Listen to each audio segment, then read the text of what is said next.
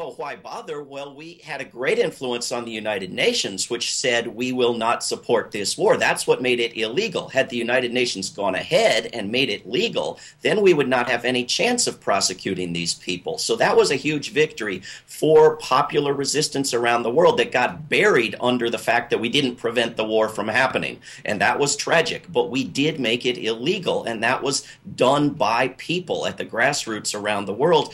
And we need to follow through now. We need to get to prosecutions. In a sense, Mr. Goldsmith is right to try to pass the buck to the Americans. Where is the American inquiry even on this level? We haven't heard a peep out of Congress in 3 years on this. Ever since the Democrats got the majority, it's been completely dropped.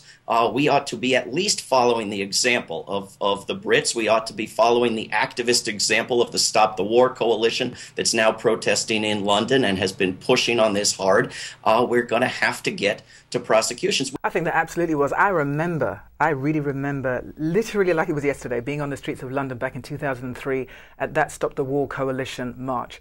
And having covered across 3 different continents throughout my journalistic career, I had never seen an outpouring of a range of people that diverse, crossing gender, color, age. I mean, it was extraordinary. World War II veterans with little black boys from urban neighborhoods and exchanging conversations about why they wanted to stop this war. People who had never protested anything in their lives on the streets of London.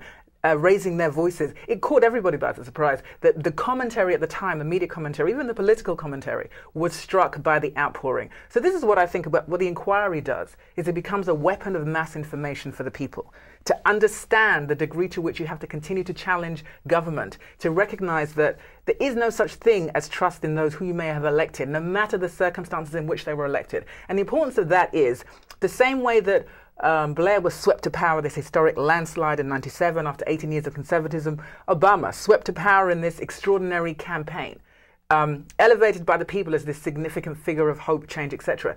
Blair used some of the same language in his speech as he came into office. When he stepped down in June 2007, he stepped down still defending going to war. He actually said this: I know some people think our soldiers face those dangers in vain. I don't, and I never will. I believe they are fighting for the security of this country and of the wider world against people who would destroy our way of life. The fact that he hasn't and probably won't change his mind should not negate that the inquiry becomes our prosecution.